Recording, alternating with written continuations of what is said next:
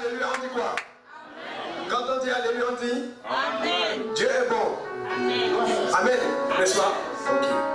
Vous savez, la Bible dit, quand on dit en vérité, c'est la vérité. Qu'est-ce que le frère dit? Ça veut dire que c'est la vérité, amen. Mais vous savez, dans la Bible originale, il n'y a pas de mot en vérité comme c'est écrit en vérité. Dans la Bible originale en anglais, verily, ce n'est pas ça qui est écrit. Vous savez ce qui est écrit? Amen. Alpha, Mu, Epsilon, N. Amen, amen. Mais pourtant, quand tu dis amen, c'est pour confirmer ce que Dieu est bon, amen, que Dieu est grand.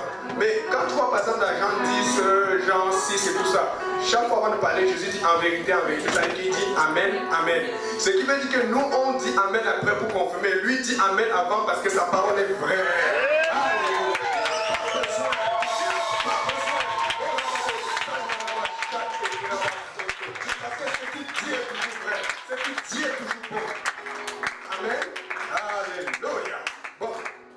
Maintenant, on va passer deux petits extraits pour comprendre ce qui se passe en ce moment. Amen.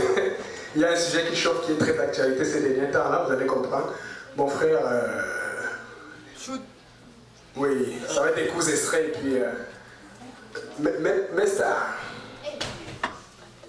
Oui, bon, la technologie va être un petit problème. Vous pouvez vous asseoir, désolé.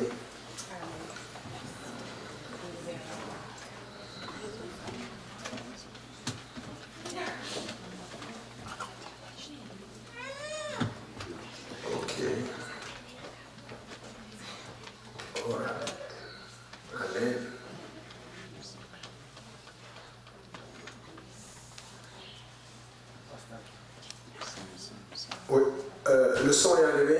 Romain, voilà.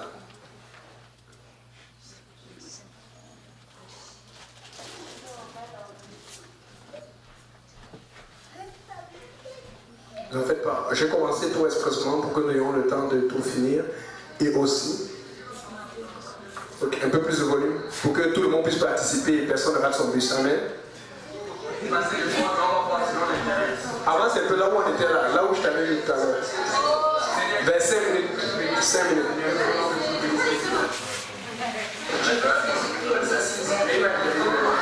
La 5e minute, à peu près. 5 minutes, plus bas, plus bas. 5. Ouais, c'est bon. C'est bon. Oui. Isaïe 45. Je ne sais pas si je m'appuie si quelqu'un peut me corriger, n'est-ce pas? Il dit qu'il a fait toute la terre, il n'a pris de conseil de personne. Il a tous ceux qui a fait le ciel et la terre et tout ce qui environne, n'est-ce pas? Tous ceux. Donc il n'y a pas eu d'intervention d'ange, il n'y a pas eu d'intervention d'un petit Jésus quelque part, il n'y a pas eu d'intervention d'un conseiller spécial, n'est-ce pas? Il n'y a rien eu de tout ceux dans cette création. Donc laisse ce fait là passer. Je m'adresse aussi, c'est vrai qu'il y a la caméra qui est là, mais je vous dis que, n'est-ce pas, je m'adresse déjà à un public déjà aguerri, c'est pourquoi pour rentrer dans les détails, c'est un peu, mais c'est vrai que la caméra est là, tu as juste à lui poser la question. Amen, c'est bon. On connaît le frère Saint-Denis, amen. Alléluia. Prochain extrait. Regarde ton voisin, dis, ça va être intéressant. Ça va être intéressant.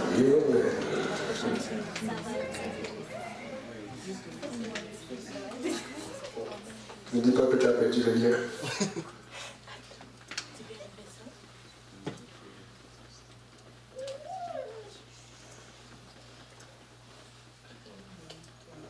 Ok, c'est ça. Mais ça, c'est déjà au bon endroit. Mais juste ça.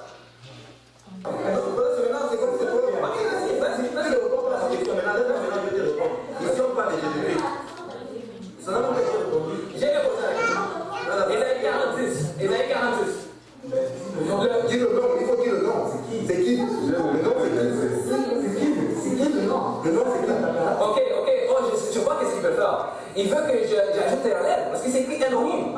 Attends, c'est écrit, il m'a posé une question, donc je peux répondre.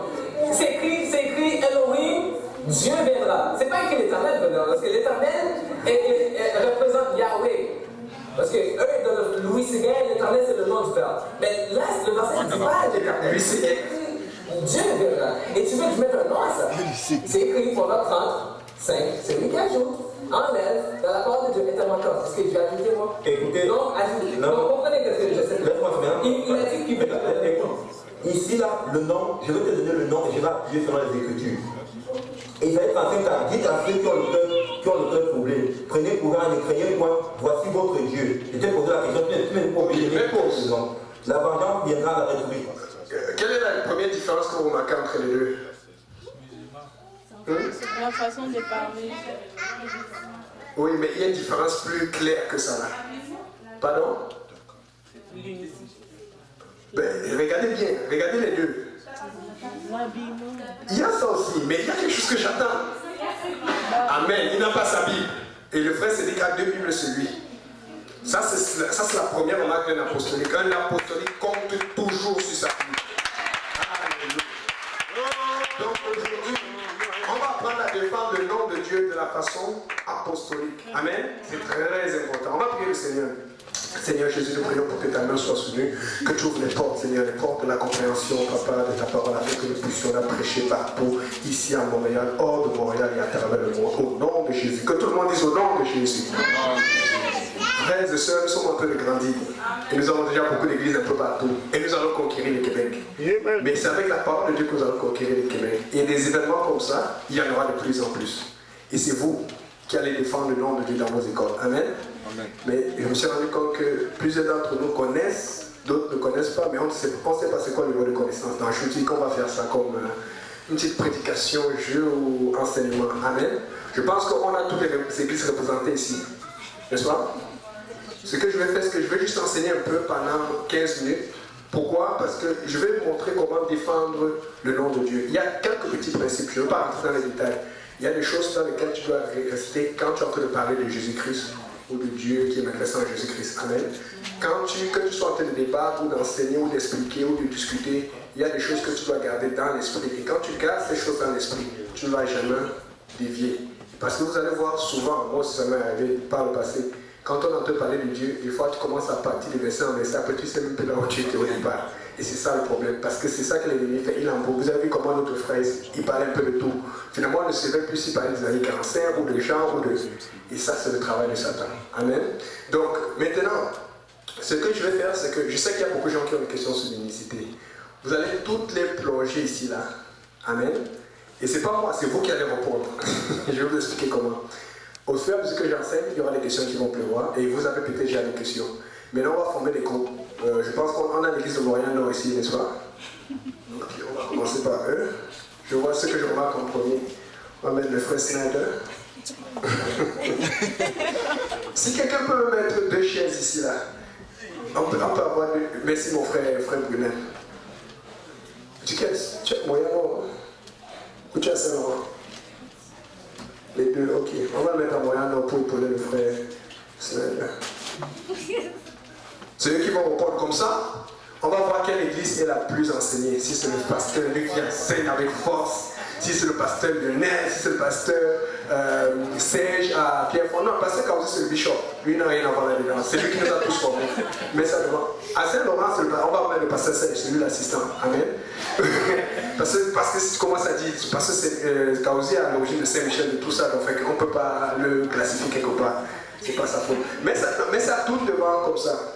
Ils doivent répondre en face. Ouais, ils vont s'en faire. S'ils sont très stressés, ils peuvent rester debout. Amen. Ok. Là, à Montréal, on est à 2 représentants. On a ici une 3e personne, 8 personnes qui regardent en arrière. Ok.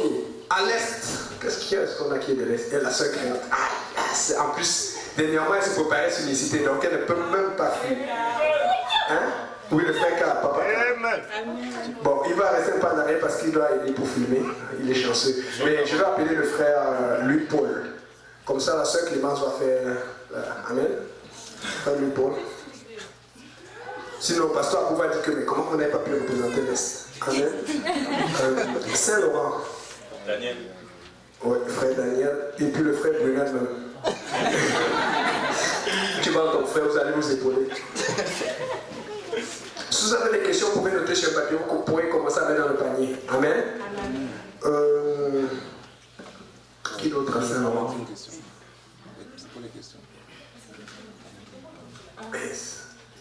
Vous Sœur Morgane, c'est de haut. Sœur Morgane.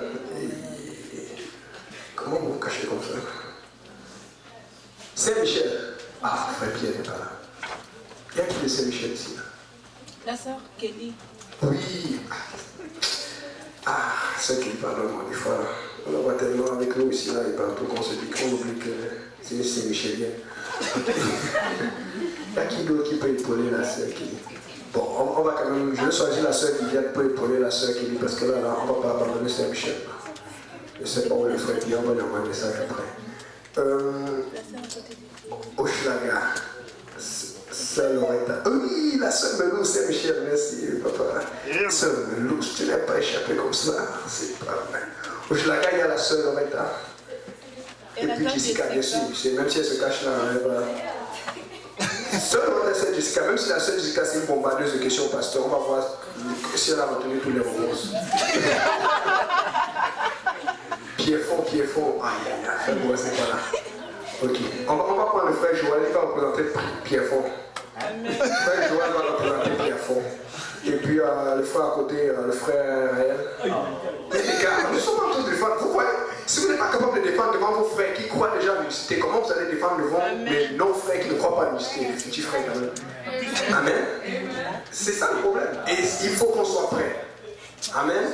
Mais c'est entre nous. N'ayez pas peur, tout va bien aller. Mais l'audience commence à charger les questions parce que ça va chauffer. Ok? Donc, je vais commencer à aller. Vous savez, il y a deux choses importantes qu'il faut garder quand tu veux parler de Dieu. Il y a deux choses importantes du début jusqu'à la fin. Si tu te perds, parce que moi ça m'est arrivé de me perdre, c'est quand tu expliques tellement que tu dis que par quoi on a commencé, des fois tu commences mal à t'embrouiller. Pas qu'on n'a pas raison, on a raison. Amen. Parce qu'il n'y a qu'un seul Dieu. Et son nom est Jésus. Mais des fois, on oublie c'est quoi la stratégie. Est-ce que vous avez une stratégie quand vous allez défendre le nom de Dieu? C'est honnête. Vous voyez un peu. Bon, on t'a dit oui parce qu'on a enseigné dessus. Il vous faut une stratégie. C'est important. Parce que des fois, on va savoir comment vous blessez par l'esprit. Ok, voici ça. Mais quand ça va pas acte 2, 38, regarde le nom de Jésus ici. Allez, les gens, non.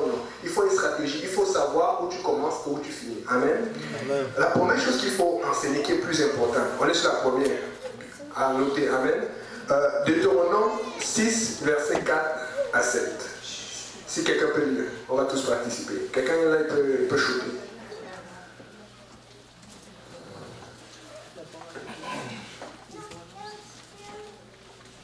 Au cas où il n'y a pas de questions, moi-même je vais poser des questions. Ne pensez pas que... Mais le problème c'est que mes questions vont être plus difficiles. Donc c'est mieux que vous posiez les questions, vous que vous pouvez répondre si vous voulez. Quelqu'un peut lire Deutéronome 6, versets 4 à 7. Écoute Israël, l'Éternel notre Dieu est le seul éternel. Écoute Israël, l'Éternel notre Dieu est le seul éternel. Vas-y. Tu aimeras l'Éternel ton Dieu de tout ton cœur, de toute ton âme et de toute ta force. Ces commandements que je te donne aujourd'hui seront dans ton cœur. Tu les inculqueras à tes enfants, tu en parleras quand tu seras dans ta maison, quand tu iras en voyage, quand tu te coucheras et quand tu te lèveras. C'est un commandement. Un commandement, c'est un ordre. Tu en parleras quand tu seras dans ta maison, quand tu te lèveras, quand tu seras en voyage, donc partout. Amen. Donc quand tu sors, c'est pas seulement pour aller au McDo ou au Tim Hortons, c'est pour parler du nom de l'Éternel. Il n'y a qu'un seul. Donc la première chose qu'il faut savoir, c'est qu'il n'y a qu'un seul Dieu. Amen. Regarde comment c'est dit, il n'y a qu'un seul Dieu. Il n'y a qu'un seul Dieu. Je vous dis, il faut s'accrocher là-dessus. Il faut toujours prêcher qu'il n'y a qu'un seul Dieu. Amen. Avant même de parler de Jésus, il faut toujours que les gens comprennent parce que quand tu regardes même dans l'archéologie, la chose que les faux archéologues ou les dénigrants de l'archéologie ont toujours essayé de prouver, c'est que la première religion était polythéiste. C'est faux. Quand tu regardes l'archéologie, quand tu regardes le temps passé, la première religion était monothéiste. Quand tu regardes le Bouddha, quand tu regardes l'hindouisme, tu regardes comment ça a découlé, tu vois que tous, même les Chinois, ils croyaient en un seul Dieu. Mais avec le temps, ils ont commencé à changer. C'est pour ça que quand tu approches dans les années, il y a 3000 ans à peu près, quand tu regardes l'archéologie, tu vois, il y a certains qui ont encore le récit d'Adam et Ève, mais ils commencent à dire les dieux les punir. Mais avant, c'était pas ça. Donc ils essaient toujours de mettre dans notre tête qu'il y a plusieurs dieux. La première chose à prêcher, c'est qu'il n'y a qu'un seul Dieu. Amen. Amen. Si tu t'accroches à cela, l'ennemi qui est en arrière ne va pas pouvoir t'embrouiller. On va lire encore Marc 12, versets 28 et 29. Marc 12, verset 28 et 29. Quelqu'un peut y aller, on y va vite là.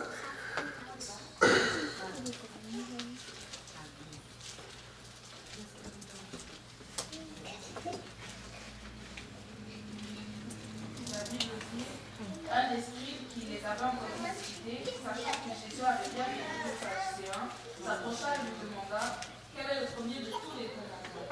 Jésus répondit, voici le premier. Écoute Israël, le Seigneur notre Dieu est le Seigneur. Et tu aimeras le Seigneur ton Dieu de tout ton cœur, de toute ton âme et de toute ta pensée et de toute ta force. Amen. Ok, ce verset-ci, moi-même je l'aimais, je le comprenais, mais je ne l'ai jamais compris autant qu'il y a, je pense, 3 ou 4 ans. Je ne sais pas si Papa Carl se souvient, on était parti déménager une amie alors, qui s'était fait baptiser et tout, c'était à la salle. Donc, le problème c'est que cette amie, cette fille, elle avait beaucoup d'amis. Je dis, oh, elle là, tu étais là. L'amie de l'autre, ouais, c'est quoi son prénom? Bon, cette amie, elle avait beaucoup d'amis, mais c'était des top durs avec des rastas partout là. Et puis, les gars, on arrive, d'autres étaient assis en train de fumer, ils n'avaient rien fait. On croyait qu'ils avaient commencé parce que nous, on avait service, on avait des choses à faire. Mais on finit nos affaires et on va pour les débats de déménagement. C'était le ministère, amen. On va faire beaucoup d'efforts. Maintenant, on arrive, les gars nous regardent, c'est comme... Tu vois quelqu'un qui a te porté une boîte, il est en train de sortir. Mais le déménagement, là va être long, hein. Donc on arrive, alors on commence, vous savez comment on est avec les cédriques et tout ça là, les apostoliques, carton, boîte sur boîte. Et tu vois, les gars commencent à se lever parce que bon, on est venu avec nos soeurs pour aider pour le ménage et tout. Donc les gars veulent comme, et nous aussi on peut travailler. Tu vois, ils commencent à faire un peu d'efforts et tout. Les gars sont un peu gênés. Non, on ne fallait pas se vanter. Non, on n'avait pas le temps parce qu'il fallait finir, il fallait aller livrer, il fallait déposer le camion, il fallait repartir. Un autre after JP. Donc, maintenant, ce qui se passe, c'est que alors qu'on est en train de travailler, que les gars voulaient faire le truc.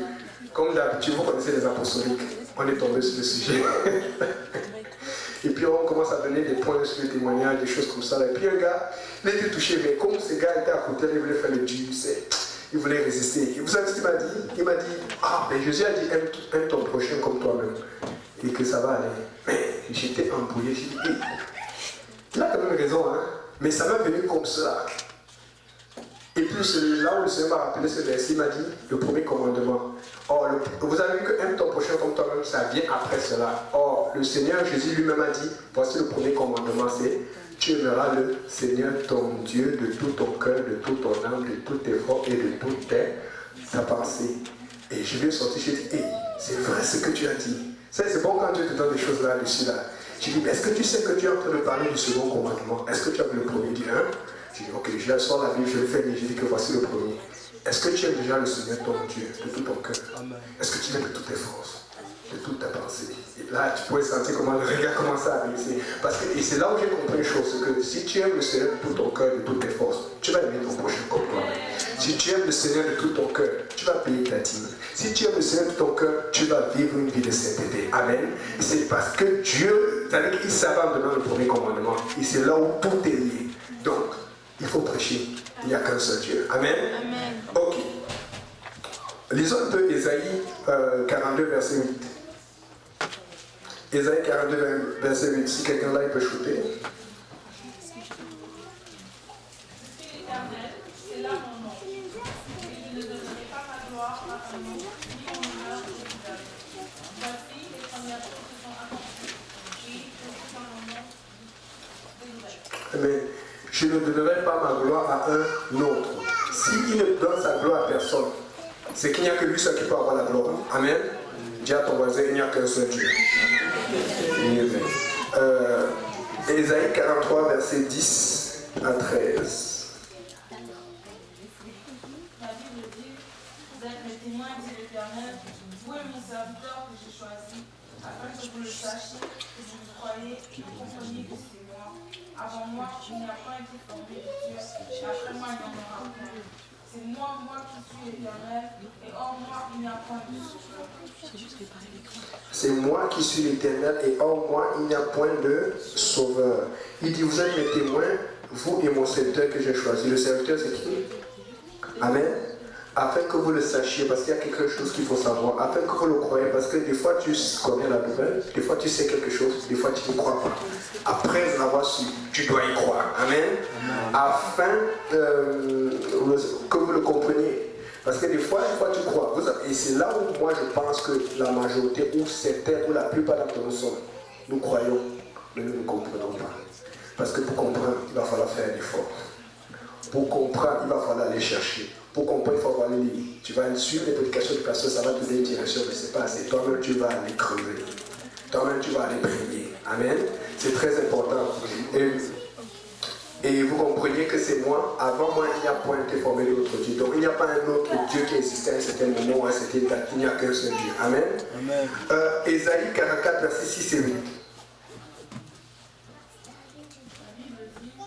Ainsi comme l'Éternel, roi d'Israël, dit le Dompteur, l'Éternel des armées, je suis le premier, je suis le dernier, et hors moi, il n'y a point de Dieu.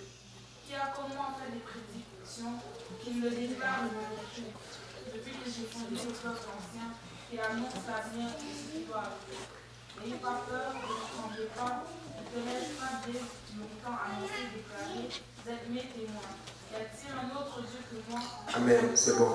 Donc, je suis le premier et le dernier. C'est-à-dire qu'il n'y a pas d'autre premier avant lui, il n'y a pas d'autre dernier. Amen. Amen. Après ça, on va lire Ésaïe 45, verset 23. On approche de la fin.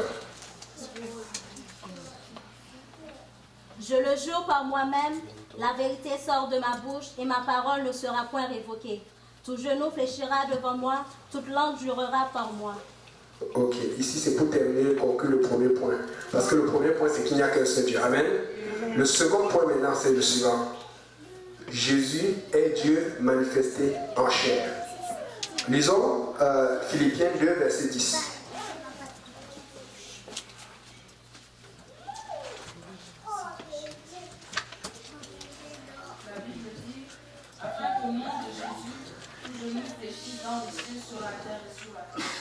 Vous voyez la comparaison. À Isaïe, on a dit que tout genou fléchira devant moi, c'est-à-dire qu'on parle de l'Éternel. Mais dans Philippiens, on dit au nom de Jésus, tout genou fléchit. Donc on ne peut pas voir Dieu qui fléchit devant Jésus. La seule façon que tout genou fléchit devant Jésus, c'est que Jésus soit Dieu manifesté en chair. Amen. Amen. Donc dis à ton voisin, il n'y a que deux choses. Maintenant, je sais qu'il y a des ramifications. Le Père qui a que prier, le Père qui dit, oh, moi et le Père sont un, Jésus qui a que parler, tout ça là. Mais je vous assure, si vous restez dans les deux principes là, vous n'allez jamais vous écarter du débat. Vous n'allez jamais vous écarter de la compréhension. Tu prêches toujours, tu enseignes toujours, il n'y a qu'un seul Dieu et que Jésus-Christ est Dieu manifesté en chair. Amen. Donc maintenant, on va passer aux vraies choses.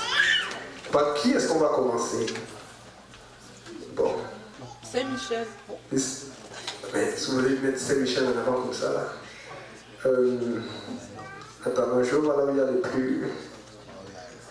les plus cotés en bourse. Comme ça, au moins, si on donnait un bon départ à tout le monde. On va commencer par Pierrefonds. Amen. Avec frère Joël et frère Ryan. Est-ce qu'on peut applaudir pour le frère Joël et le frère Ryan?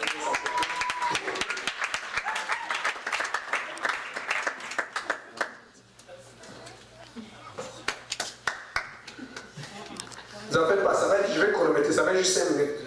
5 minutes chaque groupe. Il y a 1, 2, 3, 4, 5, 6 groupes, ça fait 30 minutes. On aura fini à 9 h. Asseyez-vous, messieurs. Maintenant, moi j'ai des questions, mais je vais d'abord toujours vous laisser poser la question avant. Est-ce que quelqu'un a une question pour l'église de Pierrefonds? Ah oui, excusez-moi, j'ai oublié le plus important.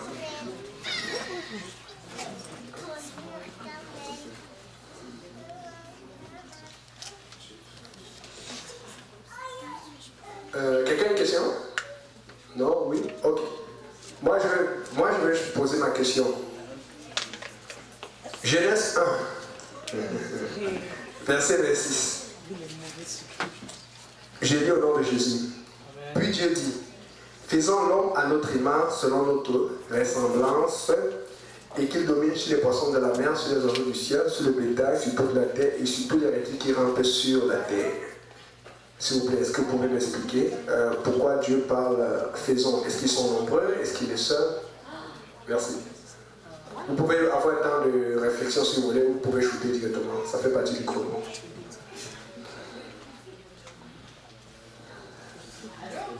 Et dans les 5 minutes, vous pouvez interagir. Si quelqu'un veut parler, oh, je ne suis pas d'accord, je pense que.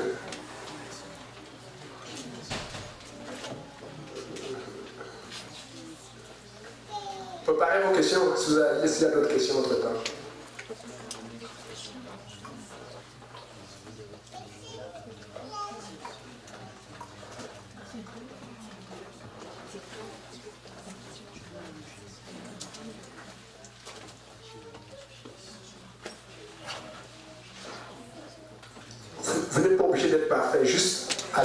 discuter, on va interagir. Ok. Ouais, je parle. Ma question vient de Genèse, mais je n'ai pas toute. Ok, fille, réfléchis à ta question, note-la et puis tu vas la poser tout à l'heure. D'accord? Vas-y, mon frère, chou. Tu es prêt? Oui, allez-y.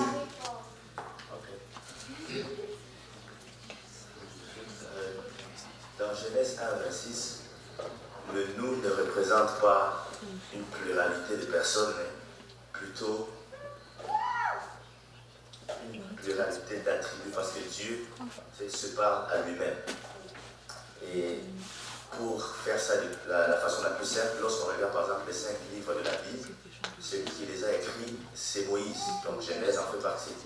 Et lorsque Moïse écrit par exemple le verset 26, il dit, puis Dieu dit, il met 2 points, il répète ce qu'il voit ou ce qu'il entend Dieu en train de se dire à lui-même alors qu'il est en train de faire la création. Donc, dans cette parole, Moïse est en train de réciter, en fait, de répéter ce que Dieu dit.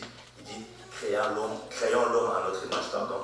Donc, Moïse, alors que Dieu lui montre le récit de la création, il réécrit la même chose, créons l'homme à notre image. Et puis, après, le verset 27, on voit que c'est au singulier, il dit, puis Dieu créa l'homme à l'image de Dieu, et créa l'homme et la femme.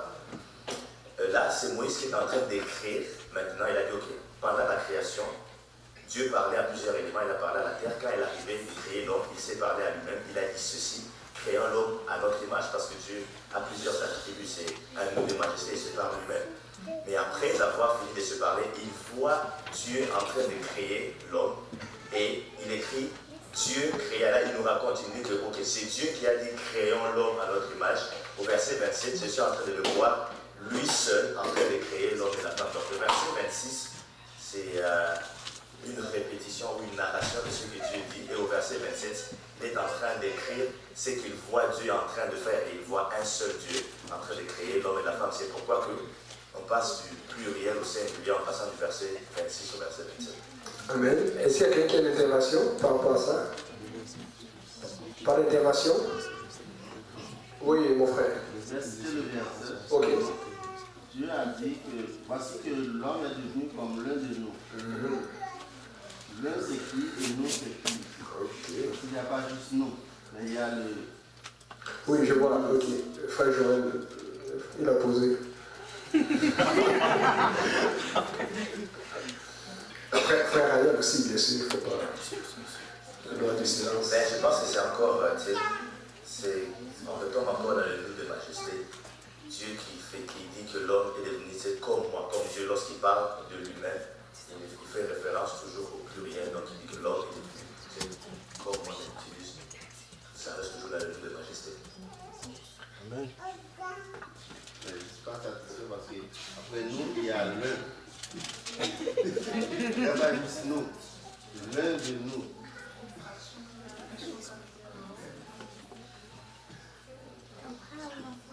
L'un c'est qui?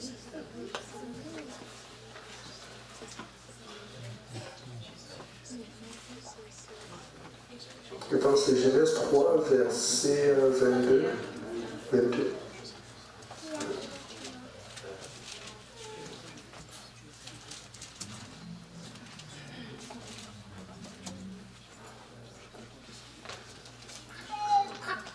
Ok. Quelqu'un d'autre? Quelqu'un qui veut répondre, qui veut les aider pour une idée de réponse? Oui, sœur Marjorie, vous pouvez passer au micro. Il reste juste 30 secondes. Ok, moi j'ai une version de ma Bible en anglais. Dans Genèse 1, verset 26, quand Dieu dit faisons l'homme à notre image, il y a comme un commentaire qui dit c'est pas physique mais c'est plus dans le sens spirituel. Donc tous les aspects spirituels de Dieu étaient les mêmes aspects en fait en l'homme. C'est pour ça que si vous allez dans Genèse 3 et qui dit l'homme est devenu comme nous, il parle encore de cet aspect moral, cet aspect spirituel qu'on retrouve en Dieu. Et ce n'est pas quelque chose de physique, parce que sinon on aurait peut-être 3 têtes ou 26 bras, quelque chose comme ça. On va ajouter la semaine je dans le groupe de chemin. Ok, merci. Oui, mon frère, question?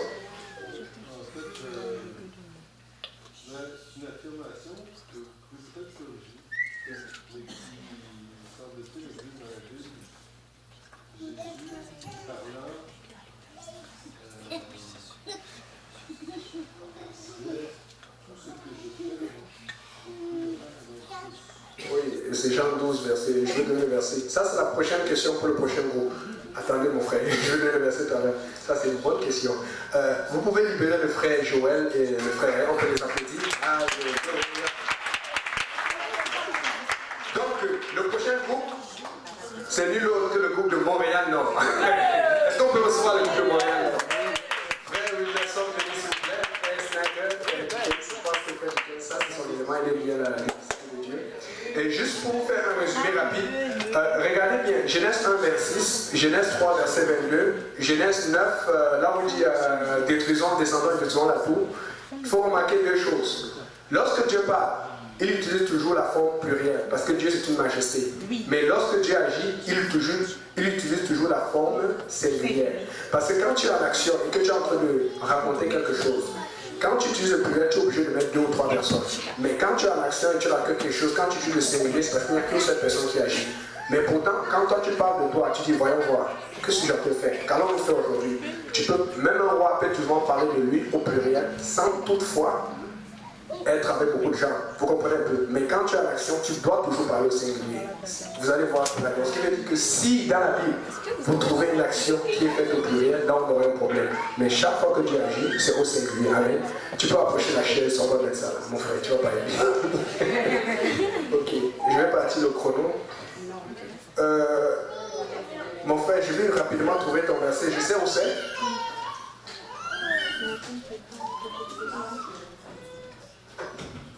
C'est le frère.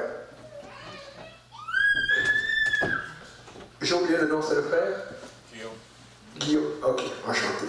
Je me rappelle ce verset.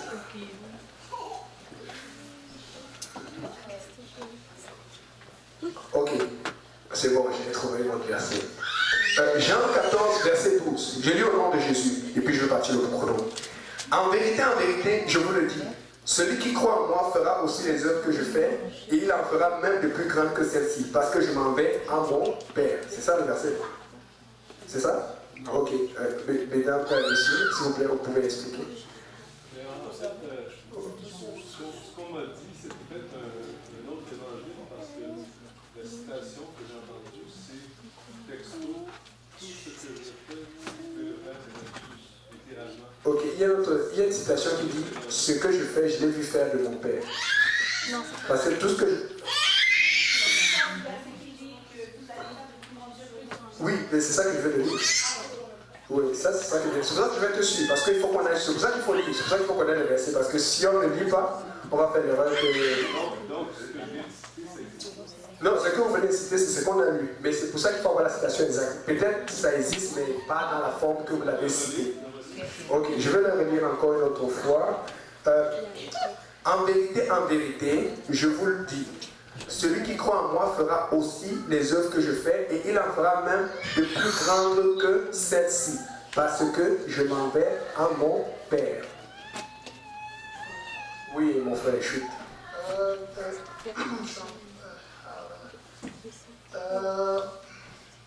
La Bible nous dit que dans les épîtres de Paul, ça dit que je veux que vous soyez remplis jusqu'à la plénitude de la divinité, en disant que Jésus était rempli jusqu'à la plénitude de la divinité, et que le désir de Paul, c'est que nous soyons aussi remplis de son esprit jusqu'à cette plénitude-là, bien que nous n'ayons pas la capacité pleine d'être remplis jusqu'à cette plénitude-là. Donc, en recevant l'Esprit de Christ, nous pouvons en effet avoir part à ce qu'il a fait sur cette terre. Et en pensant à ce qu'il fait, quand il dit que vous allez faire de plus grandes choses que moi j'ai fait, je pense directement au baptême d'eau et au baptême du Saint-Esprit, parce que quand les disciples ont dit « Oh, nous avons chassé les démons en ton nom », puis il a dit « Il y a de plus grandes choses, c'est que vos noms soient écrits dans le livre de la vie ». Dans le cas où nous allons faire de plus grandes choses que Jésus-Christ même, c'est le fait de plonger les gens dans les eaux du baptême et le fait de les voir recevoir le Saint-Esprit. Ça, c'est les choses que le Seigneur est mort pour et que lui, il n'a pas fait, mais que nous faisons en tant qu'Église. Nous faisons de plus grandes choses. Amen.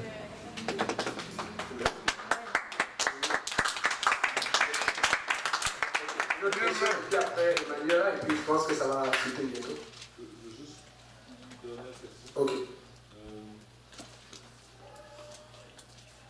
Je ne veux pas partir de débat, là. Je suis nouveau ici. Je ne veux pas commencer le débat. souvenez-vous ici, j'exhortais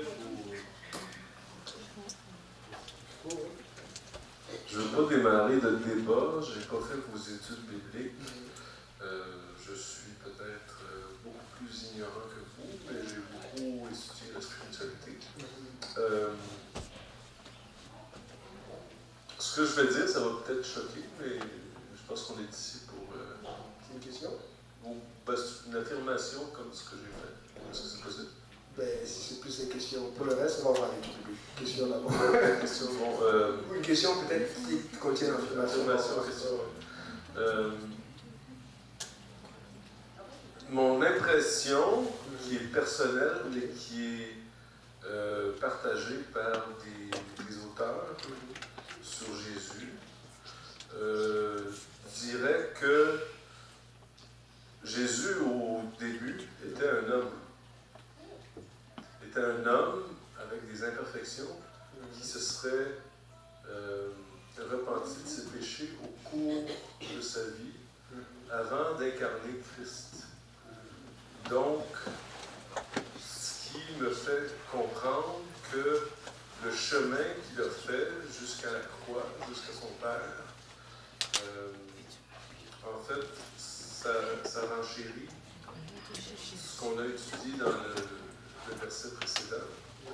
Alors, la question, vous pensez que Dieu était parfait dès sa naissance ou qu'il était homme de chair avec des péchés?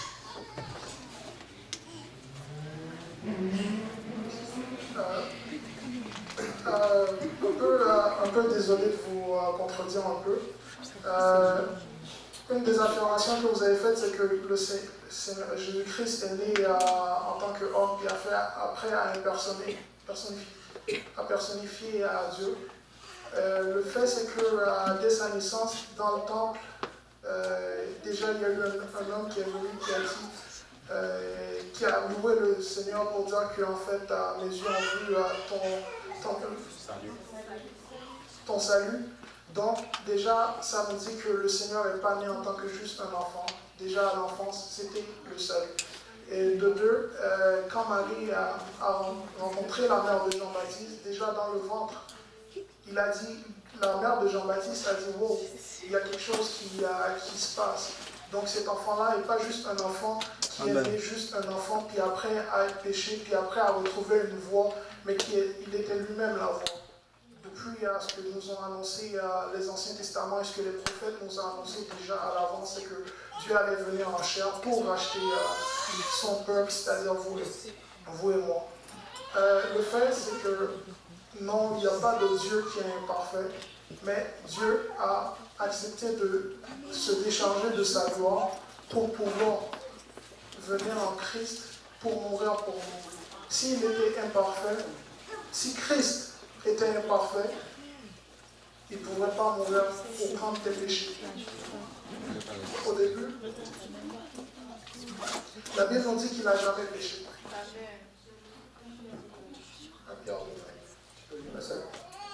Amen. Péché, et dans la bouche duquel il n'a point trouvé de fraude.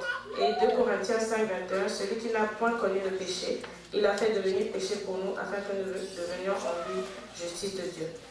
Ésaïe 53 nous dit, qui a cru en ce qui nous était annoncé, qui a reconnu le bras de l'Éternel, il s'est élevé devant lui comme une faible pan, comme un rejeton qui sort d'une terre desséchée, il n'avait ni éclat ni beauté pour attirer nos regards, et son apparence n'avait rien pour nous plaire.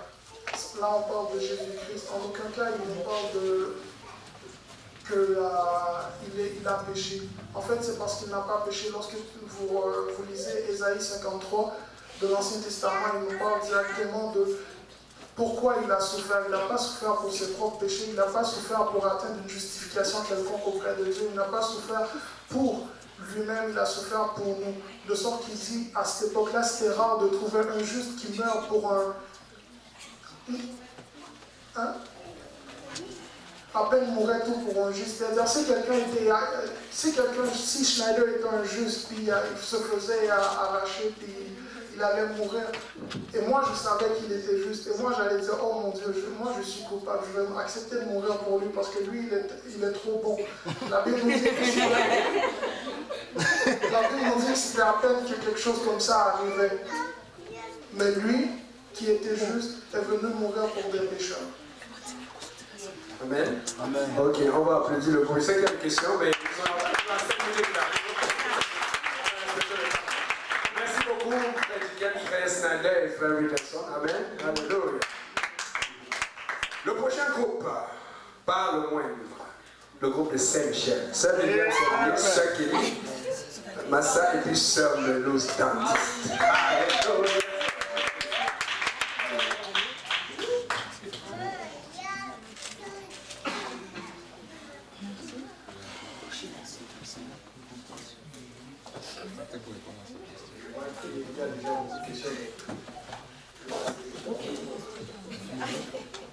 C'était Emmanuel à la prochaine question, je pense.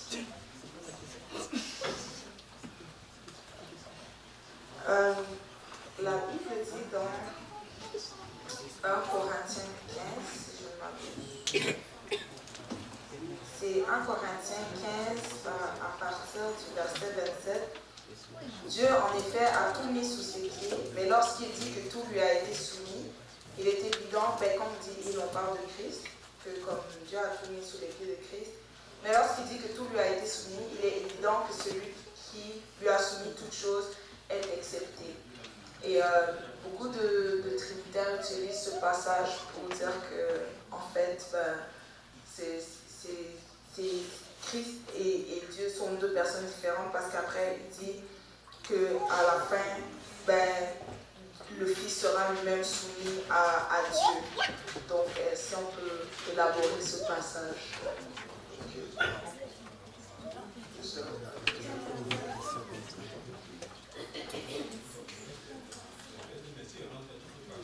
La sœur qui veut élaborer. Les sœurs sont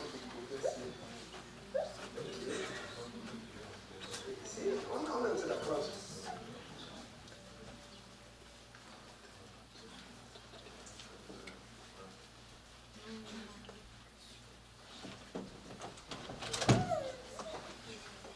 Si quelqu'un veut intervenir les aider, c'est correct. C'est bon qui participe.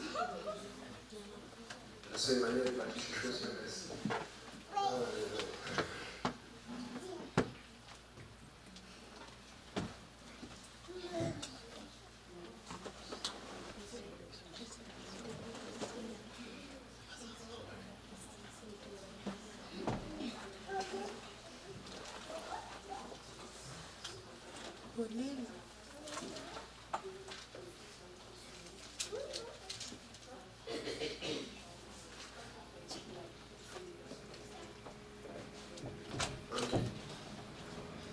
Le micro à la sœur Marjorie. Je n'ai pas de réponse, tu peux comprendre passer après. Ok.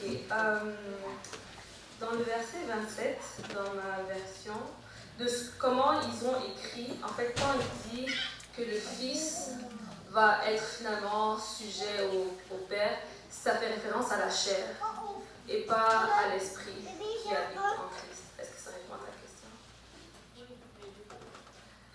Ok, parce qu'on sait tous que Jésus-Christ est 100% homme, il est 100% Dieu à cause de l'esprit qui vit en lui. Et tu vas retrouver des passages où, par exemple, quand on lui demande c'est quand que le royaume d'Israël va être établi, il dit oh, juste le Père connaît. Tu vois, c'est comme, ce n'est pas que lui ne sait pas, c'est juste que l'esprit et la chair ne sont pas comme en accord, parce qu'il y a une lutte entre sa chair et l'esprit de Dieu qui habite en lui. Ça répond à la question. Une autre question? Un élément de réponse. En fait, c'est dans Matthieu, quand le Seigneur était dans le jardin de Gethsémani, quand il priait, en fait, il disait au verset 42,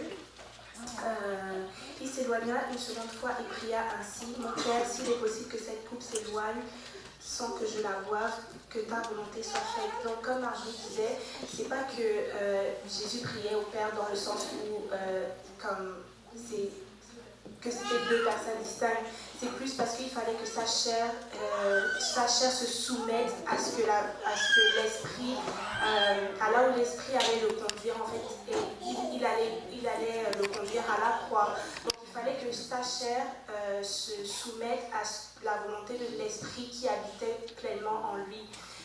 Et si je n'ai pas le verset, mais si on lit, il y a un autre verset là où il était en train de transpirer et c'est le sang qui sortait tellement il stressait. Et ça, c'est la chair. Donc, comme Marjorie disait, il y a des fois où tu vas voir la parole de Dieu, c'est la chair qui parle ou c'est la chair qui agit comme Jésus pleura. Mais c'est sa chair qui agit. Mais sinon, des fois, quand il parlait, il pardonnait les péchés, par exemple. Mais là, c'est l'Esprit de Dieu qui était en lui, qui pardonnait les péchés. Et en fait, juste pour dire, Jésus-Christ était 100% Dieu et 100% homme. Donc, il agissait des fois comme 100% Dieu, il agissait des fois comme 100% homme. Amen. Une dernière question pour l'église de Saint-Michel. J'aime beaucoup ça parce que ça fait que la prochaine fois, tout le monde va vraiment lire sa Bible. Pour ne pas être...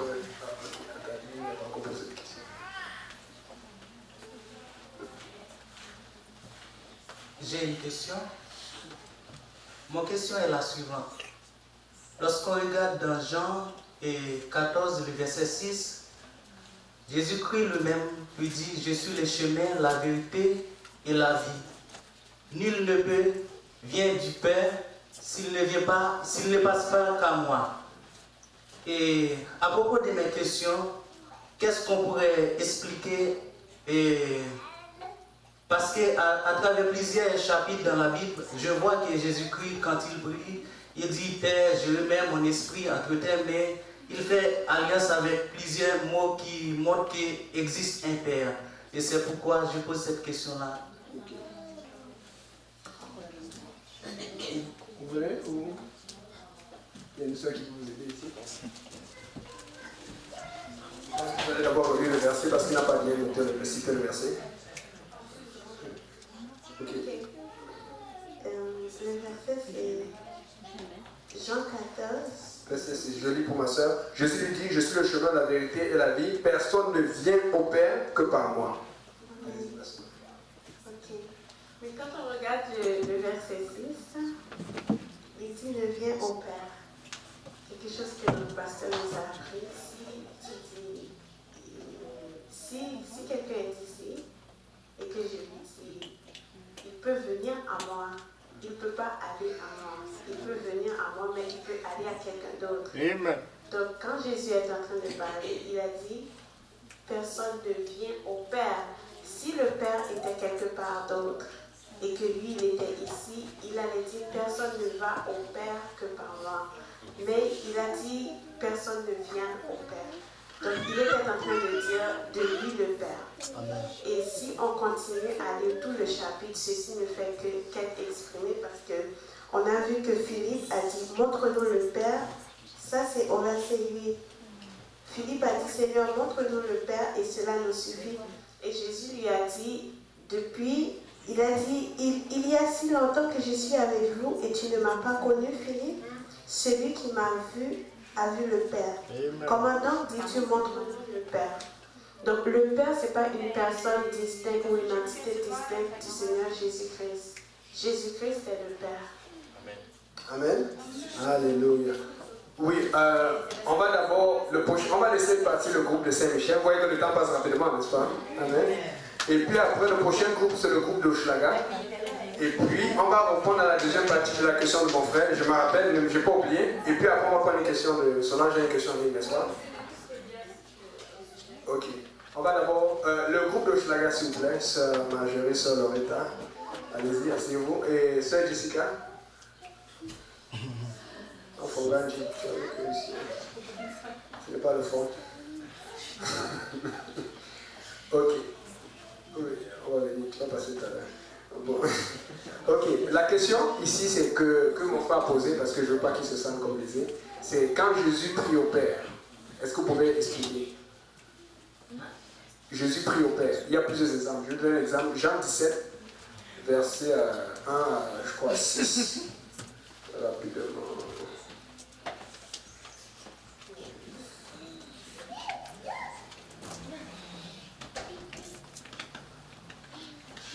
Jésus dit ces choses, puis levant les yeux, il dit, mon Père, l'heure est venue, glorifie ton Fils afin que ton Fils se glorifie, comme tu lui as donné la puissance sur toute chair, afin qu'il donne la vie éternelle à tous ceux que tu lui as donné. C'est ici la vie éternelle, qu'ils te connaissent, toi, le seul vrai Dieu, et Jésus que tu as envoyé. Je t'ai glorifié sur terre, et j'ai achevé l'ouvrage que tu m'avais donné. Et maintenant, glorifie-moi, toi, mon Père, auprès de toi-même, de la gloire que j'ai eue auprès de toi avant que le monde fût. Et si vous, j'ai manifesté ton nom aux hommes, si vous continuez, c'est une prière qu'il fait au Père. Donc, est-ce que vous m'expliquez?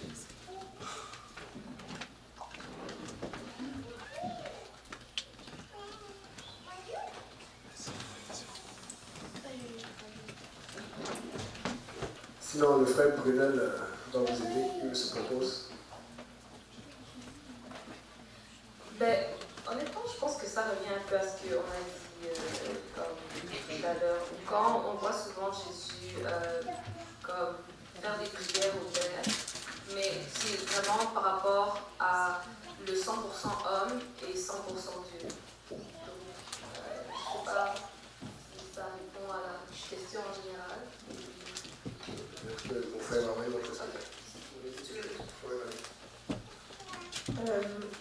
Il faut comprendre, il y a une chose qu'il faut aussi garder à l'esprit, c'est que, comme on n'arrête pas de dire en fait, Jésus est 100% homme et il est aussi 100% Dieu.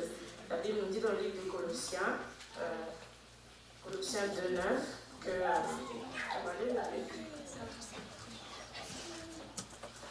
Car en lui habite toute la plénitude de la divinité. Et aussi dans 1 Timothée 3, verset 16, Dieu a été manifesté dans la chair.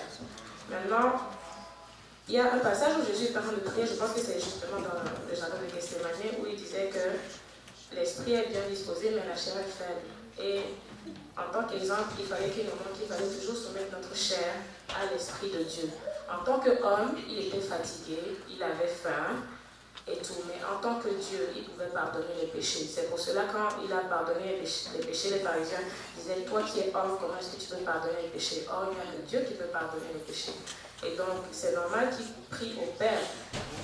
Dans le livre des psaumes, ça parle de la prophétie où Dieu dit, tu es mon fils, je t'ai engendré aujourd'hui. Donc, Jésus est le fils de Dieu, la chair dans laquelle Dieu s'est manifesté. Et il fallait que cette chair reste soumise à l'Esprit de Dieu. Amen. Ok, on va passer le micro au frère Brunel qui a quelque chose à partager. En fait, je voulais revenir à la question du frère qui dit qu'à plusieurs reprises, la Bible nous mentionne que Jésus est en train de prier les pères, s'adressant à un père comme s'il était différent du père. Je voulais te dire ceci, que quand on lit les Écritures, la Bible dit dans Galates 5, 16 qu'il devons être rempli du Saint-Esprit, l'Esprit de Dieu, pour ne pas accomplir les œuvres de la chair. La Bible elle fait mention de la contradiction qu'il y a entre l'Esprit et la chair, parce que la chair n'a pas les mêmes désirs que l'Esprit. Et ceux dans l'Esprit en ont aussi des contraires à ceux de la chair. Et juste pour dire que quand Jésus-Christ la chair était en train d'éprouver la douleur, avant sa crucifixion, il a dit ceci, que non pas ma volonté, mais que ta volonté soit faite. C'est comme il est en train de donner le contrôle à l'esprit qui habitait en lui. Parce que la chair ne voulait pas être crucifiée, ça c'est normal, mais il ne voulait pas accomplir la volonté de la chair, mais l'esprit qui habitait en lui. Et autre raison, c'est simple et vraiment à comprendre.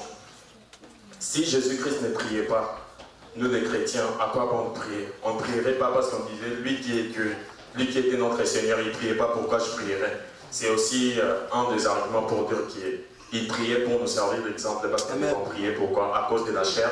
C'était dans le but de soumettre la chair à l'esprit qui était en lui. Donc c'est un peu ça.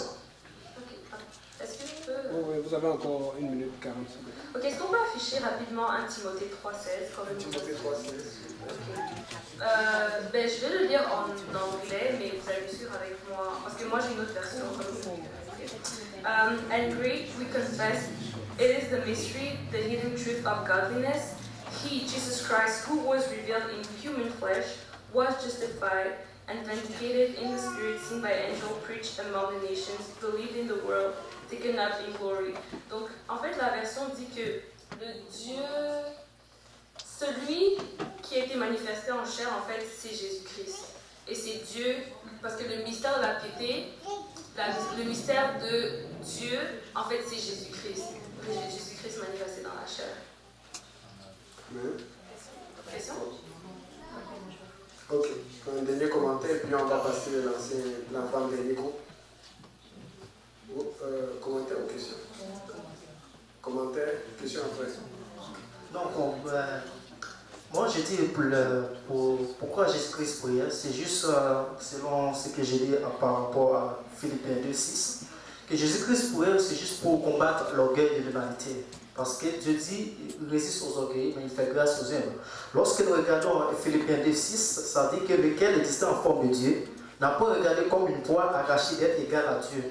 Vu que Jésus-Christ était homme et Dieu en même temps, il ne s'est même pas égal avec Dieu. C'est pour l'une des raisons, il se soumet avec sa chair pour prier. C'est la raison pour laquelle c'est à cause que Jésus-Christ veut nous montrer l'exemple que si une personne qui ne prie pas va dire la plupart du temps qu'il n'a pas besoin d'aide de Dieu. Mais lorsque nous prions, nous sommes en train de soumettre et de combattre l'orgueil qui est en nous. C'est pour l'une des raisons que Jésus-Christ prie. Amen. Merci. Maintenant, le groupe de l'Est, la sœur Crainte, le frère Carl, le frère Louis-Paul. Oui, papa Carl. Oui, le frère Louis-Paul. Il arrive, je pense que c'est pour ça. Alors, papa Carl. Ok. Venez vite là, il nous reste 5 fois 2. Je me J'ai une question.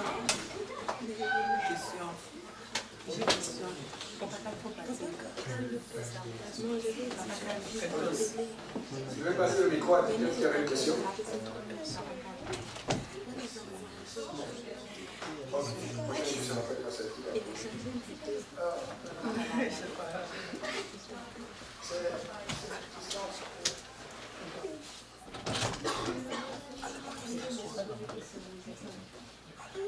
Oui, frère Stéphane, c'est toi moi je cherche. Viens t'asseoir, tu es de l'Est. Frère Stéphane, tu es venu en retard, donc rattrape-toi une fois. Viens t'asseoir, tu es de l'Est.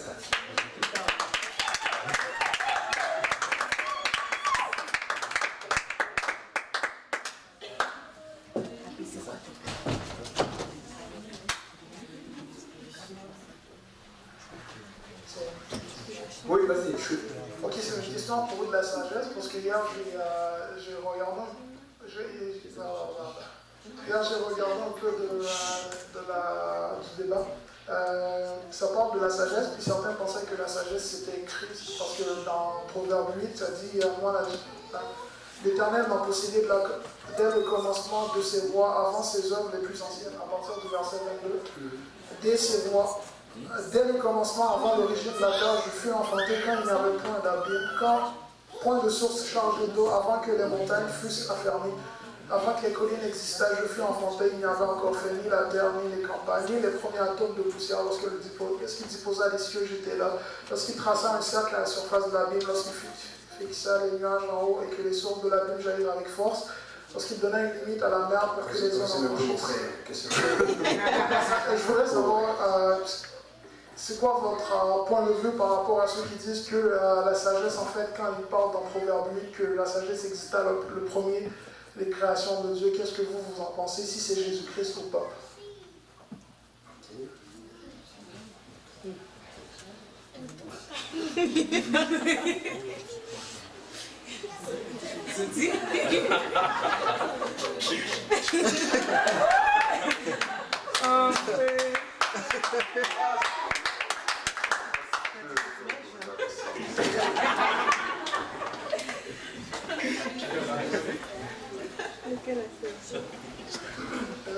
Mais c'est à propos de la sagesse dans Proverbe 8.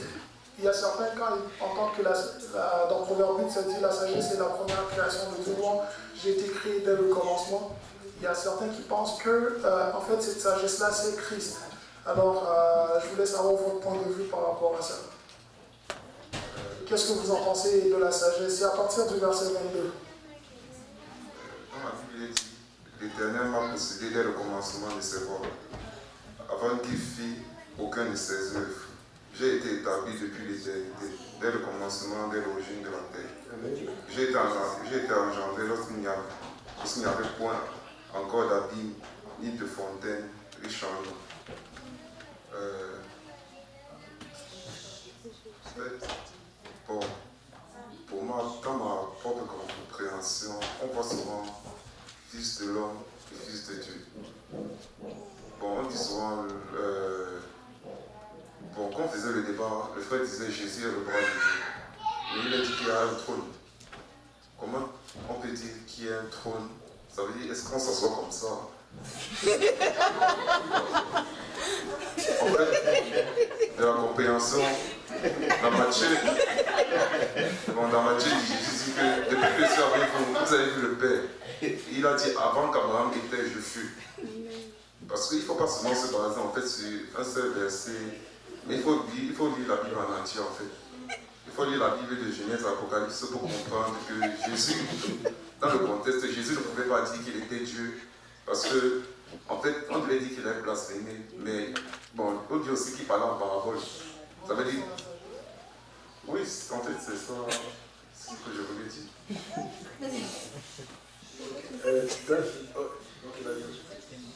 Il reste une minute, et puis après, tu vas passer à ce panel-là. La Bible dit que Jésus a été créé avant toute chose, et le premier de toute la création.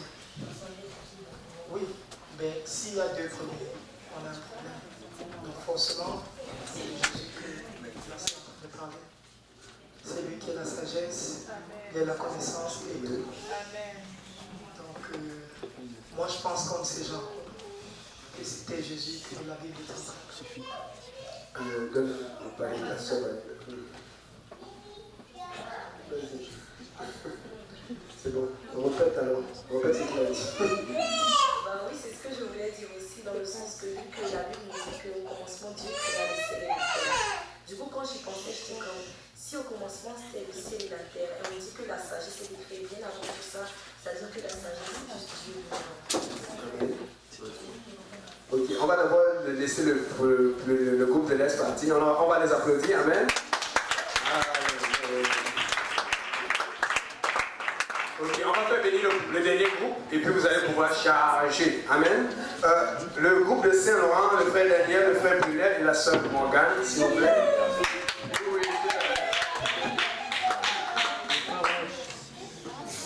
Je pense qu'on a fait venir les auteurs pour la fin. Le frère Brunel qui vient avec beaucoup d'assurance, j'aime ça. Le frère Daniel. Frère Daniel. Ok, c'est quoi la question de la sœur Solange? Tu peux la poser. Sœur Solange suit en ligne, elle n'est pas là donc, avec les bébés. Elle a dit, comment expliquer que lorsque Paul écrit dans toutes ses lettres aux églises, il dit toujours à Dieu le Père et notre Seigneur Jésus-Christ? Comment est-ce qu'on peut expliquer ça? Ok, frère Brunel ou sœur Morgane?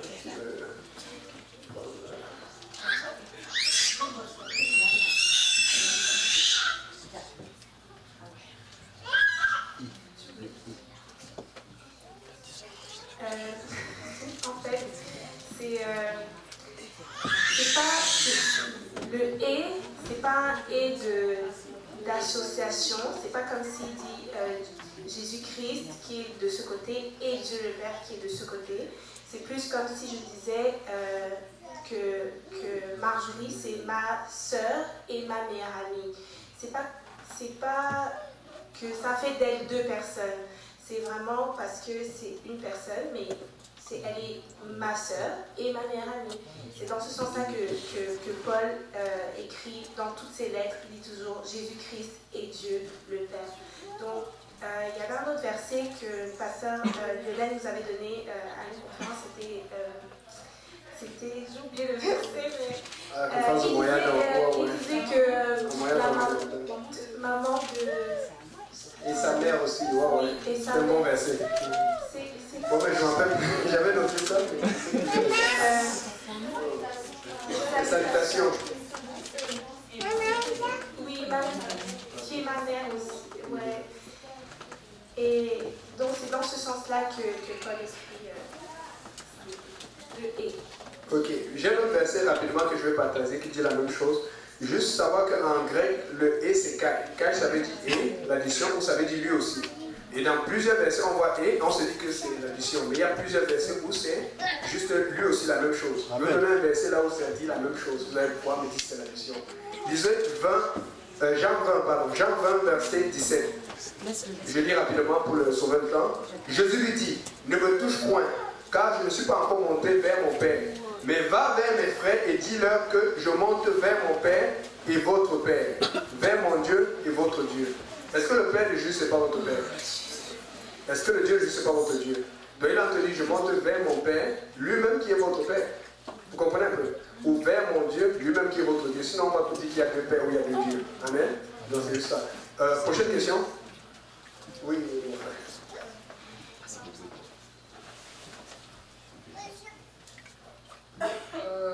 Psaume 47 nous dit, poussez vers Dieu des cris de joie car l'Éternel le Très-Haut est redoutable. Je veux savoir c'est quoi redoutable. Ah. Est-ce que ça a vraiment un rapport avec les mystères? Est-ce que ça a un rapport avec les mystères? Bon, on va revenir dessus après. Prochaine question. Oui, Sœur Jessica.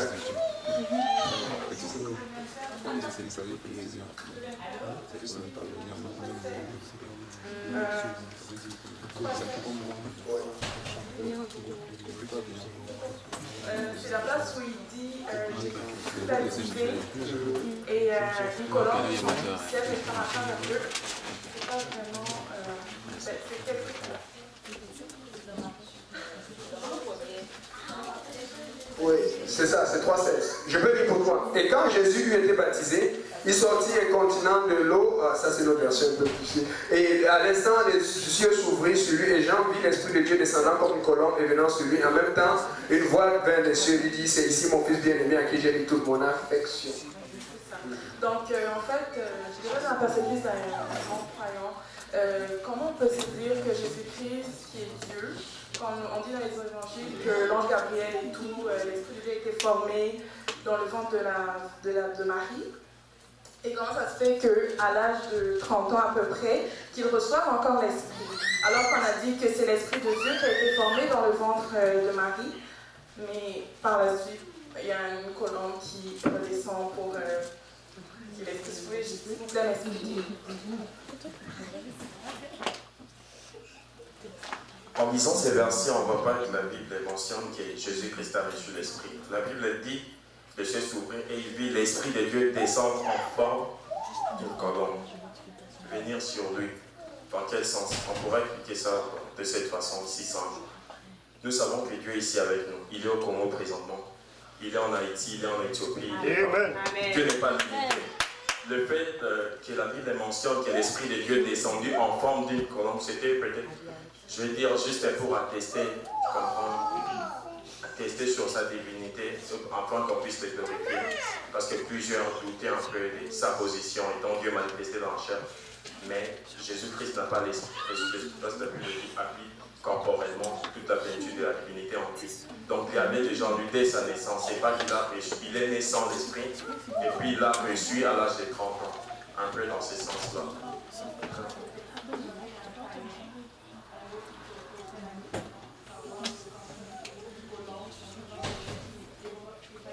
Donc la colombe ne représente pas l'Esprit. L'Esprit est descendu en forme d'une colombe. Si on dit ça, toutes les colombes qu'on verra dans la nature, on dirait que ce sont des esprits de Dieu. Donc non, c'est pas vraiment ça. Ok, le temps est terminé. Je vais répondre rapidement à ta question. On peut applaudir pour les deux instants.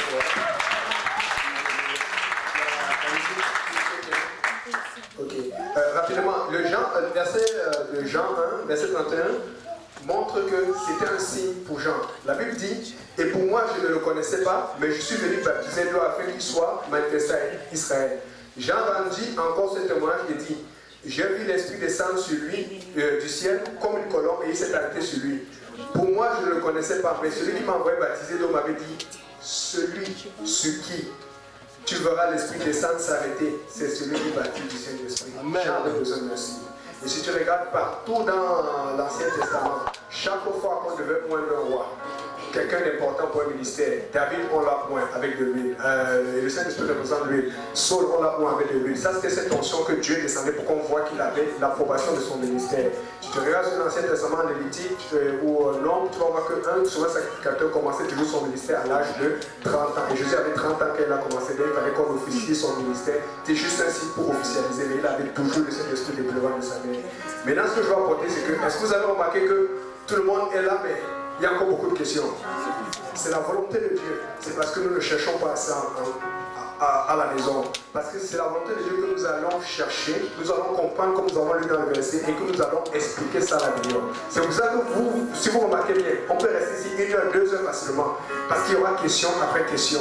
Parce que c'est ce que nous devons faire quand nous sommes à la maison. Seigneur, montre-moi ceci. Seigneur, j'ai besoin d'enseigner ceci. Seigneur, j'ai besoin de comprendre ceci. Et vous devez aller partager ça dans les maisons, dehors et partout.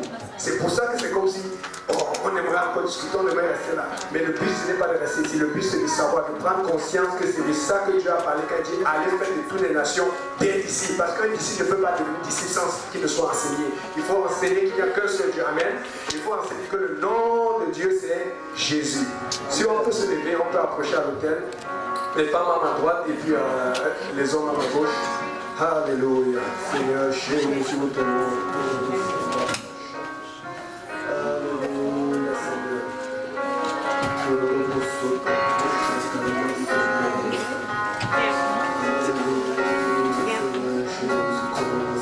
Seigneur, donne la force, Seigneur Jésus, d'aller chercher, d'aller expliquer ta bonté, ta grandeur, ta puissance. À ceux qui sont venus, de montrer, Seigneur, Jésus, les paroles, par les paroles que tu dis, que tu es seul, que tu es